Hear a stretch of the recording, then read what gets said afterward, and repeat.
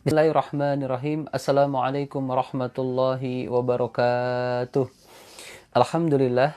Innal hamdalillah nahmaduhu wa nasta'inuhu wa nastaghfiruh wa na'udzubillahi min sururi anfusina wa min sayyiati a'malina. May yahdihillahu fala mudhillalah wa may yudlil fala hadiyalah. Asyhadu an la ilaha illallah wahdahu la syarikalah wa asyhadu anna Muhammadan abduhu wa rasuluhu la nabiyya ba'dah. Allahumma salli wa sallim ala sayyidina Muhammadin wa ala alihi wa sahbihi wa barik wa sallim ajmain. Qala Allah Ta'ala fi kitabihil karim, a'udzu billahi minasyaitonir rajim, bismillahirrahmanirrahim. Ya ayyuhalladzina amanu udkhulu fis silmi kaffah wa la tattabi'u khutuwatis syaiton innahu lakum aduwwum mubin. Wa qala aidan Ar-Rahmanu 'alal 'arsy istawa. Shadaqallahul azim. Wa qala Nabi sallallahu alaihi wasallam, Ittaqillah haitsuma kunta, wa sadaqa Rasulullah sallallahu alaihi wasallam. Alhamdulillah, kita bersyukur pada Allah Subhanahu wa taala. Pada malam hari ini kita kembali melakukan kegiatan kajian Islam online kita, tentunya dalam rangka untuk meningkatkan sakofah Islamiyah kita dan pemahaman kita terhadap ajaran Allah Subhanahu wa taala. Pada hal ini tentu tentang memahami ayat-ayat mutasyabihat. Kemudian juga salat dan salam kita sampaikan kepada uswah kita, suri tauladan kita, pemimpin kita, panutan kita, baginda Rasulullah sallallahu alaihi wasallam beserta para sahabatnya, keluarganya, dan juga kepada umatnya. Dan kita berdoa kepada Allah Subhanahu wa taala semoga kita termasuk umatnya baginda Rasulullah sallallahu alaihi wasallam yang insyaallah di yaumil qiyamah kita mendapatkan syafaat baginda Rasulullah sallallahu alaihi wasallam. Baik, sebelum kita mulai kegiatan kajian ini, kita buka bersama dengan mengucapkan lafaz basmalah. Bismillahirrahmanirrahim. Kita salawat. Allahumma sholli ala Muhammad, ya Rabbi sholli alaihi wasallim. Allahumma sholli ala Muhammad, ya Rabbi balighul wasilah. Allahumma sholli ala Muhammad, ya Rabbi sholli alaihi wasallim. Allahumma sholli ala Muhammad, ya Rabbi balighul wasilah. Ya, salawat asgil. Allahumma sholli ala sayyidina Muhammad wa ashghil li zalimin bi zalimin. Allahumma sholli ala sayyidina Muhammad wa ashghil li zalimin bi zalimin. Wa akhrijna min bainihim salimin.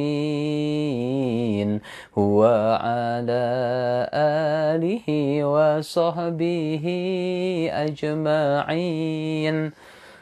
Allahumma salli wa sallim wa barik alaihi. Baik, kita tasbih bersama-sama.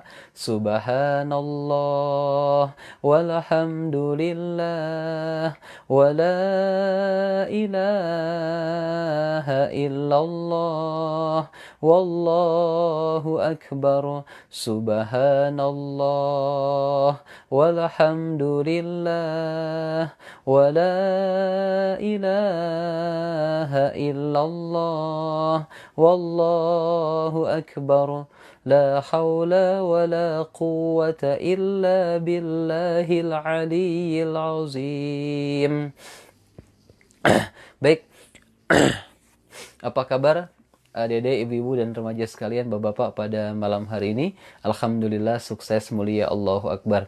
Baik, sebelum kita lanjutkan, kita bacakan surat Al-Fatihah ya. Kita doakan ada Bapak Pujianto dan juga kita doakan ada Bapak Ilham ya, dan juga kita doakan ada Bapak Waladi dan Ibu Irma. Semoga diampunkan dosanya oleh Allah Subhanahu wa taala, dimudahkan segala urusannya oleh Allah Subhanahu wa taala, dilancarkan, dimajukan, disukseskan usahanya oleh Allah Subhanahu wa taala, dihindarkan dari musibah oleh Allah Subhanahu wa taala, serta rezekinya diberkahkan, dilipat gandakan, dilimpahkan oleh Allah Subhanahu wa taala, dan hajat-hajat serta doanya dikabulkan oleh Allah Subhanahu wa taala. Al-Fatihah. A'udzubillahi minasyaitonir rajim. Bismillahirrahmanirrahim. Alhamdulillahi rabbil alamin. Ar-Rahmanir Rahim. Maliki yaumiddin. إياك نعبد وإياك نستعين اهدنا الصراط المستقيم صراط الذين أنعمت عليهم غير المغضوب عليهم ولا الضالين آمين يا رب العالمين. Baik ya, apa kabar pada malam hari ini? Alhamdulillah sukses, mulia, Allahu Akbar. Alhamdulillah tadi sore lancar ya kegiatannya ya di Jakarta ya, di Mushola Al-Muqimun ya. Amin ya rabbal alamin. Baik, bahasan kita pada malam hari ini tentang masih masuk ya, yang berkaitan dengan ayat dan hadis mutasyabihat. Nah, diantaranya misalkan ada takwil Imam Malik bin Anas ya. Ada takwil Imam Malik bin Anas tahun 179 Hijriah. Ya, beliau wafat tahun 179 Hijriah. Nah, ini termasuk dalam golongan tabi'in ya. Nah, hadis mutasyabihat ada ya yang menggambarkan bahwa Rasulullah bersabda, sesungguhnya Allah turun pada waktu malam ke langit dunia. Ya, sesungguhnya Allah turun pada waktu malam ke langit dunia. Nah, Imam Malik bin Anas mentakwilkan hadis mutasyabihat ini, jadi sesungguhnya Allah turun ya di waktu malam pada ke langit dunia. Nah, jadi turunnya di sini itu ditakwilkan oleh Imam Malik di sini. Ya, Muhammad bin Ali Al-Bajali, salah seorang perawi yang sikoh ya terpercaya dari kaum muslimin di Al-Qairawan, ia berkata, Jami bin Sawadah menceritakan kepada kami di Mesir. Ia berkata, Mutarrif menceritakan kepada kami dari Malik bin Anas, ia ditanya ya tentang tadi, ya tentang satu hadis yang mengatakan bahwa sesungguhnya Allah Subhanahu wa taala turun pada waktu malam ke langit dunia. Nah, jadi ada hadis yang mengatakan bahwa Allah Subhanahu wa taala turun pada waktu malam ke langit dunia. Nah, Imam Malik bin Anas menjawab bahwa yang turun itu perkaranya Allah Subhanahu wa taala. Jadi yang turun itu perkaranya Allah. Ya, perkaranya yang turun katanya. Ini dalam kitabnya Ibnu Abdil Bar ya di juz ke-7 halaman 143. Jadi bukan kemudian semata-mata Allahnya langsung yang turun, tetapi perkaranya Allah Subhanahu wa taala yang turun. Misal, kalau dia berdoa, doanya dikabulkan oleh Allah Subhanahu wa taala. Kalau misalkan dia meminta ampun, insya Allah dosanya diampunkan oleh Allah Subhanahu wa taala. Kalau dia meminta sesuatu, insya Allah dikabulkan oleh Allah Subhanahu wa taala. Jadi yang turun itu ya adalah perkaranya, kata Imam Malik. Perkaranya Allah Subhanahu wa taala yang turun pada waktu malam itu. Nah, ini takwil daripada Imam Malik. Ya, tahun 173 179 Hijriah, dan beliau termasuk golongan para tabi'in atau salafus solih 3 abad pertama ya, di masa-masa kalangan umat Islam. Nah, kemudian yang berikutnya takwil Imam Ahmad bin Hambal. Imam Ahmad bin Hambal wafatnya tahun 241 Hijriah. Nah, beliau juga masih tergolong kategori para tabi'in, ya 3 abad pertama Hijriah. Nah, di sini digambarkan bahwa ada ayat dalam Al-Qur'an di surat Al-Fajr ayat ke-22. Ya, surat Al-Fajr ayat ke-22. Ya, apa katanya? Ya, Allah Subhanahu wa taala berfirman, "Wa jaa'a rabbuka wal malaku saffan saffa." Ya, ya, rabbuka wal malaku saffan saffa. Nah, di sini artinya adalah dan datanglah Tuhanmu sedang malaikat berbaris-baris. Dan datanglah Tuhanmu sedang malaikat berbaris-baris. Nah, Imam Ahmad bin Hambal ya mentakwilkan ayat mutasyabihat ini. Ya, Imam Al-Baihaqi meriwayatkan dari Al-Hakim dari Abu Amr bin As-Simak dari Hambal, sesungguhnya Imam Ahmad bin Hambal mentakwilkan ayat dan datanglah Tuhanmu dan datanglah balasan pahalanya. Ya, jadi dan datanglah Tuhanmu bukan berarti Allah datang, tetapi balasan Allah Subhanahu wa taala datang. Ya, dan datanglah balasan pahalanya, itu pahala dari Allah Subhanahu wa taala. Ya. Kemudian Imam Al-Baihaqi berkata, sanad ini tidak ada debu di atasnya. Jadi ungkapan penerimaan terhadap suatu riwayat. Jadi sanad ini tidak ada debu di atasnya, maksudnya apa? Tidak ada cacat sedikit pun. Ya, sikoh dipercaya. Ya, nah ini yang harus kita perhatikan. Jadi ternyata ayat-ayat mutasyabihat itu tidak boleh ditafsirkan secara tekstual. Ya, dia mesti ditakwilkan atau ditafwidkan, diserahkan maknanya langsung kepada Allah Subhanahu wa taala. Jadi yang dimaksudkan datangnya Allah di situ adalah datangnya balasan pahala dari Allah Subhanahu wa taala. Nah, kemudian juga ini digambarkan dalam kitab Imam Ibnu Katsir Al-Bidayah wan Nihayah juz 10 halaman ke-361. Ini Imam Al-Baihaqi berkata sanadnya tidak debu di atasnya. Jadi sikoh ya dipercaya sanadnya ini. Nah, ini yang digambarkan oleh Imam Ahmad ketika menafsirkan ayat-ayat mutasyabihat. Nah, kemudian juga ada takwil ya. Takwil ini interpretasi makna ayat Al-Qur'an ya, sudah dijelaskan sebelumnya. Ada takwil dari Imam Al-Bukhari. Ya, Imam Bukhari juga ini wafat pada 256 Hijriah, masuk dalam kategori para tabi'in ya. Nah, Imam Bukhari ketika melihat ada ayat mutasyabihat yang berbunyi di surat Al-Qasas ayat 88, ya, surat Al-Qasas ayat 88, Allah Subhanahu wa taala berfirman, "Kullu syai'in halikun illa wajhahu illa mulkahu." Ya. Nah, secara tekstual ayat ini diartikan bahwa tiap-tiap sesuatu pasti binasa. Ya, tiap-tiap sesuatu pasti binasa kecuali wajah Allah Subhanahu wa taala. Ya, jadi ketika itu Allah mengatakan di surat Al-Qasas ayat 88, kullu syai'in halikun illa wajhahu illa mulkahu. Ya. Jadi secara tekstual terjemahan ayat ini adalah tiap-tiap sesuatu pasti binasa. Semuanya pasti binasa kecuali wajah Allah Subhanahu wa taala.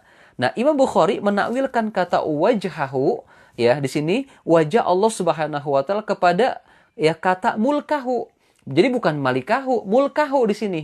Ya, ini harus kita perhatikan nih. Jadi Imam Bukhari di sini ya menakwilkan kata wajhahu ya, wajah Allah Subhanahu wa taala kepada kata mulkahu, bukan malikahu ya, mulkahu. Ya, artinya apa? Kekuasaan Allah Subhanahu wa taala. Ya, jadi kekuasaan Allah Subhanahu wa taala. Kecuali apa? Kekuasaan Allah Subhanahu wa taala yang tidak pernah binasa, akan kekal selama-lamanya. Maka kita secara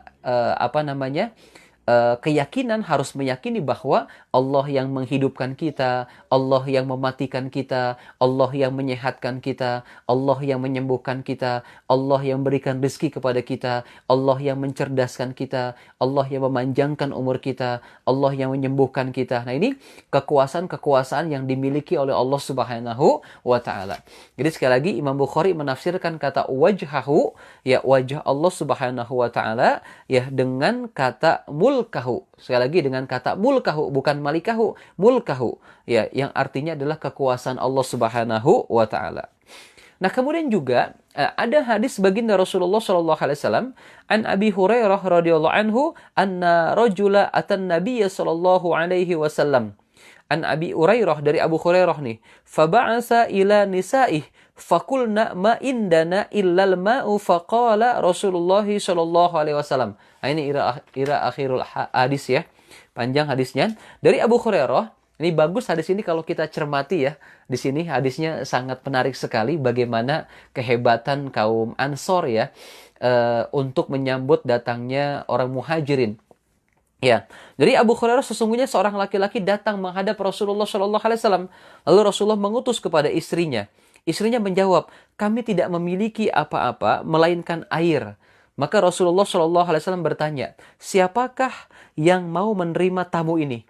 Ya, maka seorang laki-laki dari Ansor berkata, saya bersedia ya Rasulullah. Lalu ia pergi bersama tamu itu, ia katakan kepada tamunya, muliakanlah tamu Rasulullah Shallallahu Alaihi Wasallam. Ya, muliakanlah tamu Rasulullah Shallallahu Alaihi Wasallam. Nah, istrinya menjawab, ya ketika tidak memiliki apa-apa, hanya makan anak-anak saja.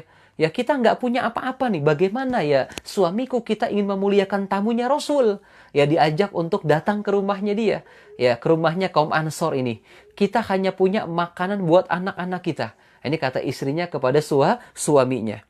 Ya, maka kemudian ia berkata, ya kata suaminya mengatakan apa? Siapkanlah lampu katanya. Siapkanlah, maksudnya perbaikilah lampu. Siapkanlah makanan. Ya tidurkanlah anak-anak jika mereka mau makan malam. Nah, jadi Masya Allah, seorang Ansor, ya, suami istri ini ingin memuliakan tamunya dari kalangan muhajirin yang juga merupakan tamunya Rasulullah SAW. Tetapi masalahnya dia nggak punya makanan, ya, yang sebenarnya makanan ini buat anak-anaknya makan malam gitu. Ya, maka kemudian kata suaminya kalau begitu, kalau anak-anak mau makan suruh tidur aja supaya mereka lupa dan mereka bangun besok pagi sudah kelupaan makan malamnya. Nah, kemudian lalu perempuan itu menyiapkan makanan, memperbaiki lampu dan menidurkan anak-anak. Ya, yang diperintahkan oleh suaminya dikerjakan oleh si istrinya ini. Ya, kemudian perempuan itu berdiri, maka seakan-akan ia memperbaiki lampu. Nah, ketika sudah dihidangkan makanan yang tadi buat anaknya itu, ya untuk siapa? Untuk kaum muhajirin yang tamunya Rasulullah SAW.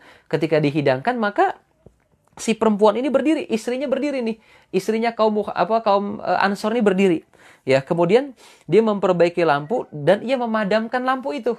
Ya, dia padamkan lampu itu. Mereka berdua suami istri memperlihatkan seolah-olah seakan-akan mereka sedang makan gitu. Nah, jadi mereka nyiapin piring juga ya.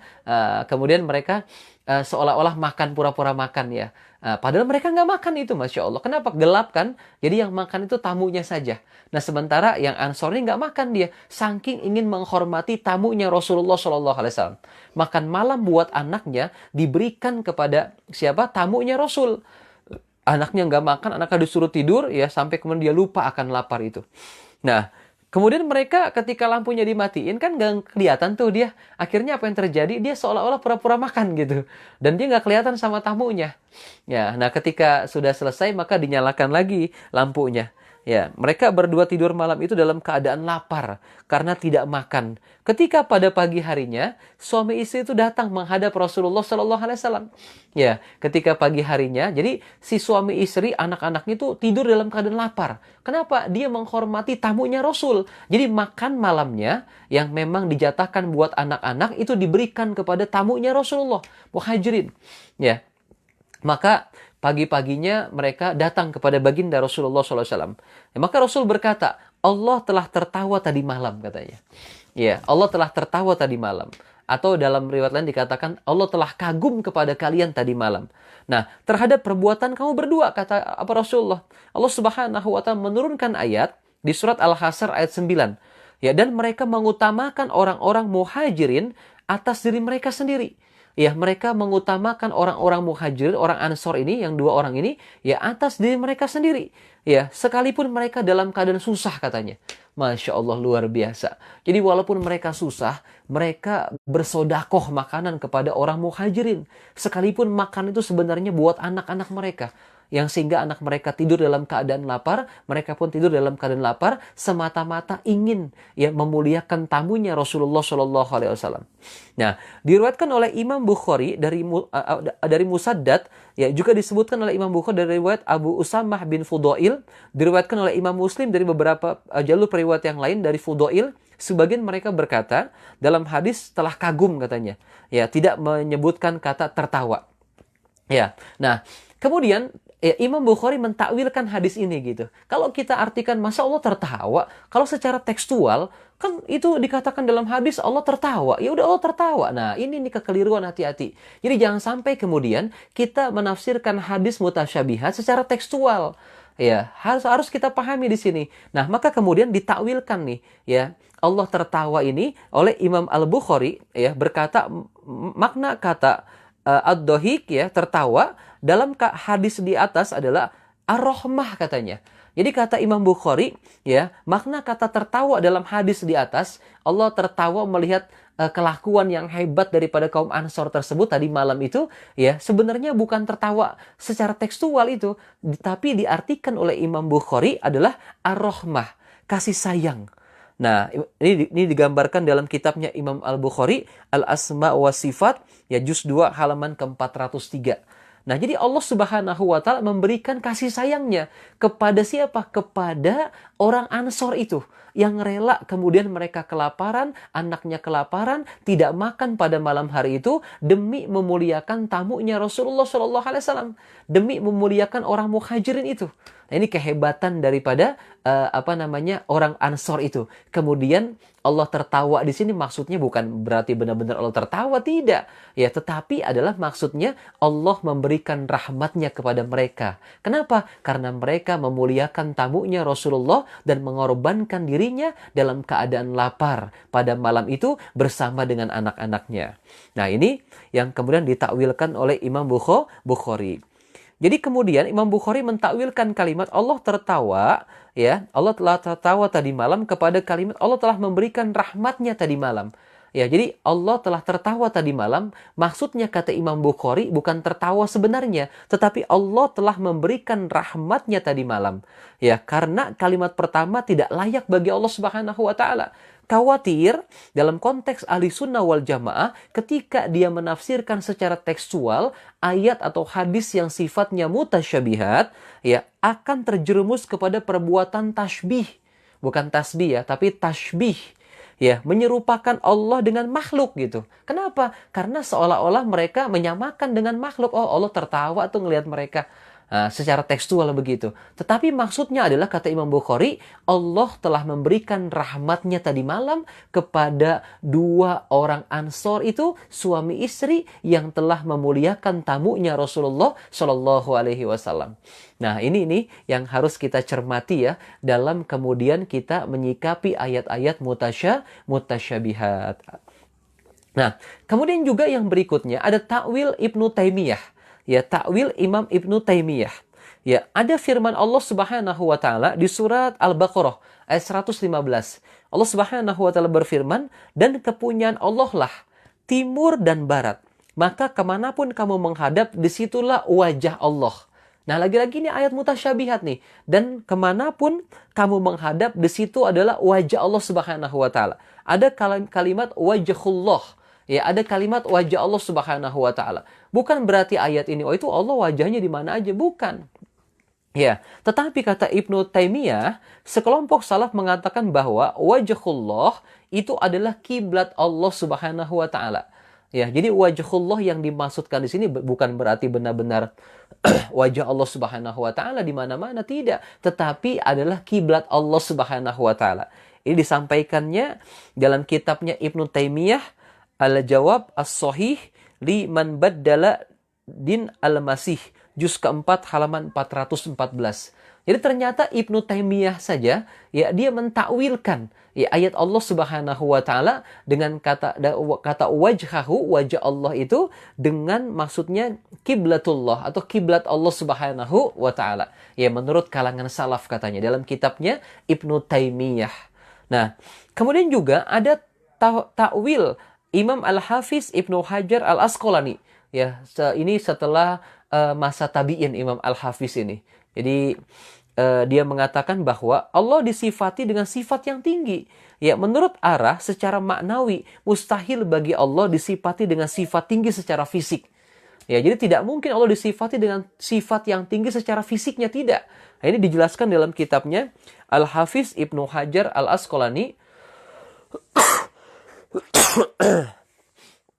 dalam kitabnya Fathul Bar ya, yang populer, yang terkenal itu, di juz 6 halaman 136. Di juz 6 halaman berapa? 136.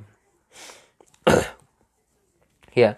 Nah, jika demikian maka cara memahami ayat-ayat mutasyabihat, sekali lagi ya, kita sudah mendengar tadi takwil-takwil para tabi'in ya. Jika demikian, maka cara memahami ayat-ayat mutasyabihat yang dicontohkan sejak zaman salafus sholih, ya salafus sholih tabi'in ini salafus sholih, ya metode tafwid. Yang pertama, Metodenya tafwid. Artinya apa? Menyerahkan maknanya kepada Allah Subhanahu wa taala. Menyerahkan maknanya kepada Allah Subhanahu wa taala.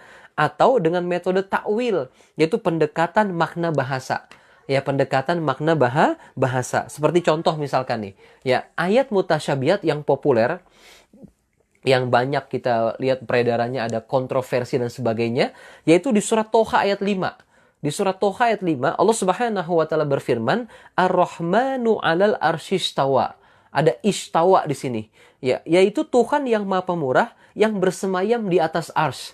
Ya, jadi Allah Subhanahu wa taala menggambarkan, ya, Allah ini yang bersemayam di atas ars, ya.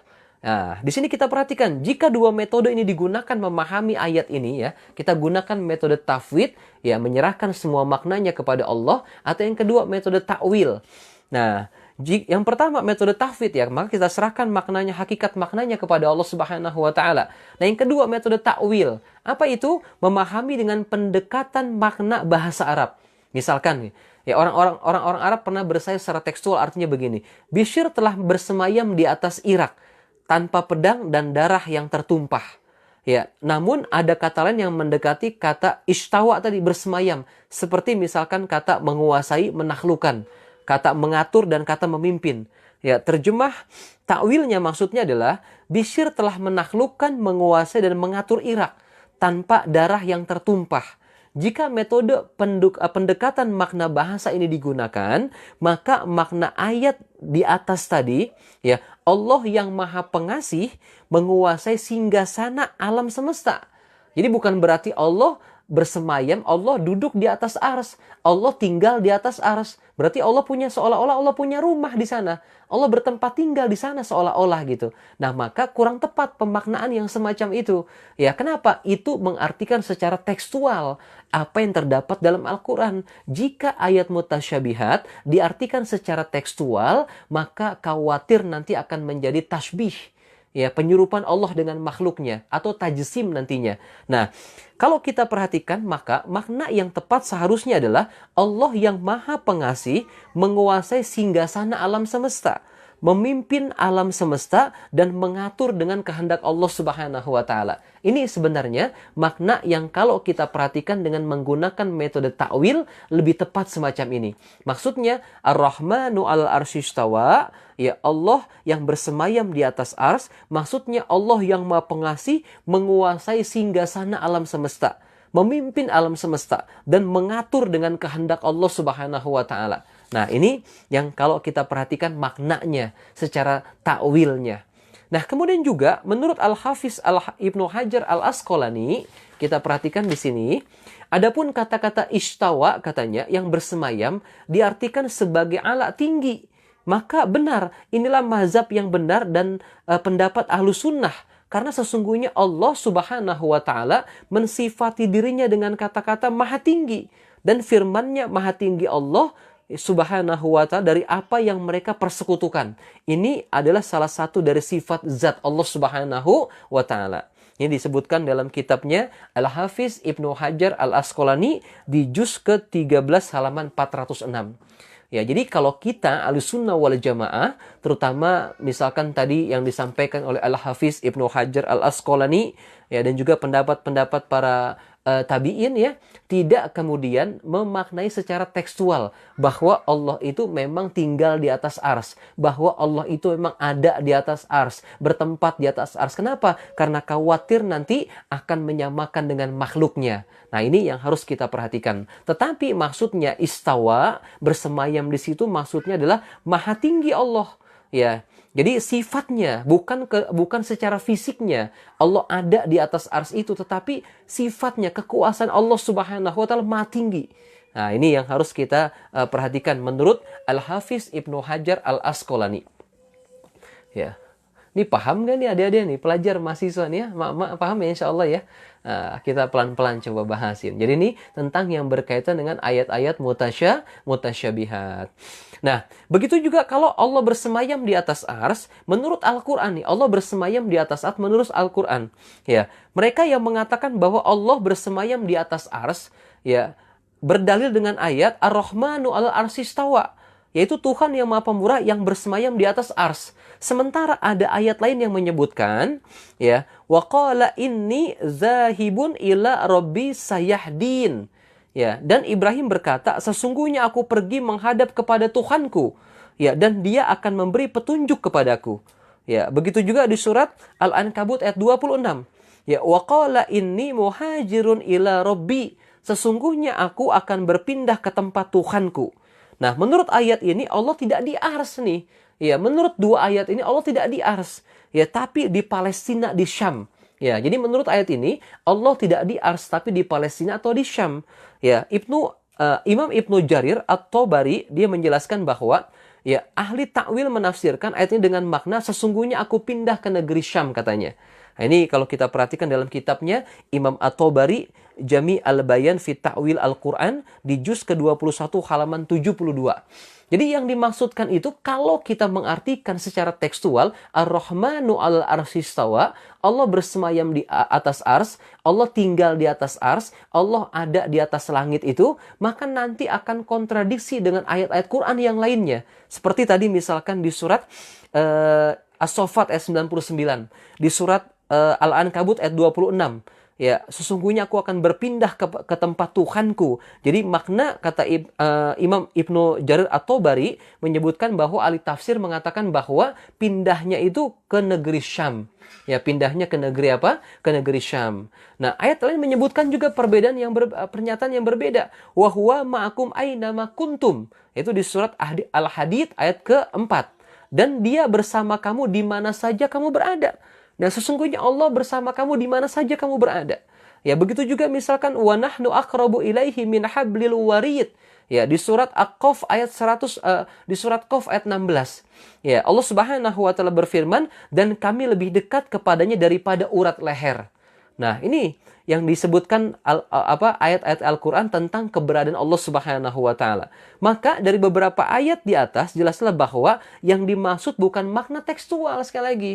Ya, Ar-Rahmanu al-Arsyistawa, Allah bersemayam di atas ars, sekali lagi ini ayat mutasyabihat, tidak bisa diartikan secara tekstual bahwa Allah tinggal di atas ars, bahwa Allah ada di atas ars atau Allah duduk di atas ars, tidak bisa. Kenapa? Karena akan kontradiksi dengan ayat-ayat Quran yang lainnya. Nah, maka ayat-ayat yang mengandung di atas dijelaskan ya ayat lain wa huwal qahiru fawqa ibadih, dan Dialah yang berkuasa di atas sekalian hamba-hambanya. Begitu juga yakhafuna rabbahum min fawqihim, mereka takut kepada Tuhan mereka yang di atas mereka. Ya, perbandingan ayat seperti ini adalah ayat tentang Allah yang menceritakan misalkan ucapan Fir'aun. Ya. Dan sesungguhnya kita berkuasa penuh di atas mereka. Wa inna fawqahum qahirun. Di surat Al-A'raf ayat 127. Ya, bukan berarti Fir'aun dan bangsa Mesir di atas, tidak. Lalu orang-orang Israel di bawah, tidak. Maka maknanya adalah kita lebih mulia, lebih berkuasa daripada Fir'aun. Nah, ini yang harus kemudian kita perhatikan. Ya, kita harus perhatikan tentang bagaimana kita memahami ayat-ayat Allah Subhanahu wa taala. Ya, maka ketika Allah mengatakan kepada Nabi Musa, la takhaf innaka antal a'la. Janganlah kamu takut, sesungguhnya kamulah yang paling tinggi, kata Allah Subhanahu wa taala. Janganlah kamu takut, kata Allah, ya sesungguhnya kamulah yang paling tinggi. Yaitu di surat Toha ayat 68. Ya, bukan berarti Nabi Musa berada di tempat yang tinggi di atas, tetapi maknanya adalah bahwa Nabi Musa akan menang mengalahkan tukang sihirnya Fir'aun. Nah, ini sekali lagi nih ya, harus kita cermati, harus kita telaah lebih dalam ayat-ayat yang berkaitan dengan ayat-ayat mutasyabihat sehingga tidak gampang langsung menafsirkan secara tekstual. Kenapa? Karena nanti akan terjadi kesesatan dalam memahami ayat-ayat Allah Subhanahu wa taala. Terutama akan menjurus kepada tasbih, penyerupan Allah kepada makhluk yang lainnya, dan tajsim tadi. Nah, kemudian juga ya, kalau kita perhatikan orang yang mengatakan Allah di atas, menyamakannya dengan makhluk. Orang seperti ini sama seperti ucapan Fir'aun. Ya, dan berkata Fir'aun, hai pembesar kaumku, aku tidak mengetahui Tuhan bagimu selain aku. Maka bakarlah hai Haman untukku tanah liat, kemudian bukakanlah untukku bangunan, ya buatkanlah untukku bangunan yang tinggi supaya aku dapat naik melihat Tuhan Musa. Nah, dan sesungguhnya dia benar-benar yakin bahwa dia termasuk orang-orang pendusta. Nah, Fir'aun minta dibuatkan bangunan yang tinggi. Ya, oleh Haman ini karena ia menyatakan Tuhan Nabi Musa itu di atas. Ya, ia ingin melihatnya langsung. Ternyata Fir'aun ia sangat tekstualitis. Ya, Fir'aun sangat tekstual sekali. Allah membantah dan mengecam keyakinan Fir'aun itu. Apa kata Allah Subhanahu wa di surat Ghafir ayat 37? Ya, wa qala fir'aunu ya hamanu benili sorhal la'alli ablughul asbab. Dan berkatalah Fir'aun, hai Haman, buatkanlah bagiku sebuah bangunan yang tinggi supaya aku sampai ke pintu-pintu, yaitu pintu-pintu langit, supaya aku dapat melihat Tuhan Musa dan sesungguhnya aku memandangnya seorang pendusta. Ya, maka demikianlah dijadikan Fir'aun memandang baik perbuatan yang buruk itu. Demikianlah dijadikan Fir'aun memandang baik perbuatan yang buruk itu. Ya, dan dia dihalangi dari jalan yang benar, kata Allah Subhanahu wa taala. Dan tipu daya Fir'aun itu tidak lain hanyalah membawa kerugian. Nah, ini yang kemudian harus kita cermati tentang ayat-ayat mutasyabihat. Jadi tidak boleh menafsirkan ayat-ayat mutasyabihat secara tekstualitas. Kenapa? Bisa terjerumus kepada kesesatan makna yang sebenarnya yang kita harus pahami dari takwil para tabi'in dan juga para ulama. Nah, ketika ayat di atas dipahami bahwa Allah duduk di atas ars, ya, maka telah terjerumus kepada perbuatan tasbih sekali lagi. Ketika ayat Ar-Rahmanu al-Arsistawa dipahami secara tekstual bahwa Allah duduk di atas ars, bahwa Allah tinggal di atas ars, bahwa Allah ada di atas ars, ya, maka telah terjerumus kepada perbuatan tasbih. Apa itu? Menyamakan Allah dengan makhluk. Ya, dan tajsim penjasmanian wujud Allah Subhanahu wa taala. Nah, ini yang tidak boleh ini. Ya, maka kalau kita perhatikan maksudnya Allah Subhanahu wa taala dari disifati manusia, karena itu Allah Subhanahu wa taala laisa kamislihi syai'un wa huwas samiul basir. Ya, Allah Subhanahu wa taala berfirman, tidak ada sesuatu pun yang serupa dengan Allah Subhanahu wa taala. Kalau bahasa gampangnya itu walam yakul lahu kufuwan ahad, dan tidak ada satupun yang setara yang menyerupai Allah Subhanahu wa taala. Dan juga walam yakul lahu kufuwan ahad tadi. Ya, dan tidak satupun yang seorang yang setara dengan Allah Subhanahu wa taala. Nah, ini yang kemudian harus kita pahami ayat dan hadis yang kita tafsirkan, yang kita kenal dengan metode tafwid, menyerahkan maknanya kepada Allah Subhanahu wa taala, dan juga metode takwil, menginterpretasikan makna-makna ayat-ayat Al-Qur'an yang memang bersifat mutasyabihat. Paham ya, insya Allah ya. Jadi ini kita sampaikan agar kemudian kita memahami ya ayat-ayat muhkam, ayat-ayat yang jelas maknanya ya, atau ayat mutasyabihat yang masih samar maknanya atau multi makna. Nah, inilah yang kemudian kita harus pahami agar pemahaman kita terhadap Al-Quran bisa lebih meningkat lagi insya Allah, dan kita akan semakin luas sakofahnya, semakin benar cara pandangnya, dan itulah pandangan Ahlus Sunnah wal Jamaah insya Allah. Baik, silakan ada yang mau ditanyakan. Kalau nggak ada, kita bacakan suratul Fatihah ya buat kita semua yang hadir, diri kita, anggota keluarga kita, dan juga orang tua kita. Semoga disembuhkan penyakit kita oleh Allah Subhanahu wa taala, yang sedang sakit dihindarkan kita dari musibah oleh Allah Subhanahu wa taala, yang sedang kesulitan dibantu oleh Allah Subhanahu wa taala, dihindarkan kita semua dari wabah virus COVID-19 oleh Allah Subhanahu wa taala, dari penyakit yang berbahaya, dihindarkan kita semua dari mara bahaya, dihindarkan kita semua dari hutang ya, yang punya hutang semoga dilunaskan hutangnya oleh Allah Subhanahu wa taala, dan semoga kita diwafatkan oleh Allah, kalimat akhir kita bisa mengucapkan la ilaha illallah tanpa membawa hutang dan tanpa membawa dosa besar. Dan semoga juga hajat-hajat dan doa-doa kita dikabulkan oleh Allah Subhanahu wa taala, dan juga akal kita disehatkan Allah, pikiran kita disehatkan Allah, jasadiah kita disehatkan Allah, jiwa kita disehatkan oleh Allah Subhanahu wa taala. Al-Fatihah. أعوذ بالله من الشيطان الرجيم بسم الله الرحمن الرحيم الحمد لله رب العالمين الرحمن الرحيم مالك يوم الدين إياك نعبد وإياك نستعين اهدنا الصراط المستقيم صراط الذين أنعمت عليهم غير المغضوب عليهم ولا الضالين Amin ya rabbal alamin. Baik, silakan ada yang mau bertanya apa tidak? Nggak ada? Kalau nggak ada ya kita cukupkan ya. Mudah-mudahan bisa dipahami ya. Yang nggak paham silakan catat, tanyakan nanti di episode selanjutnya atau di kolom komentar ya. Baik, kita cukupkan, kita tutup ya dengan baca lafaz hamdalah. Alhamdulillahirabbil alamin, istighfar, astaghfirullahaladzim, dan mohon maaf jika ada kesalahan. Yang benar datangnya dari Allah Subhanahu wa taala. Subhanakallahumma wa bihamdika asyhadu an la ilaha illa anta astaghfiruka wa atubu ilaik. Wabillahi taufik wal hidayah. Assalamualaikum warahmatullahi wabarakatuh.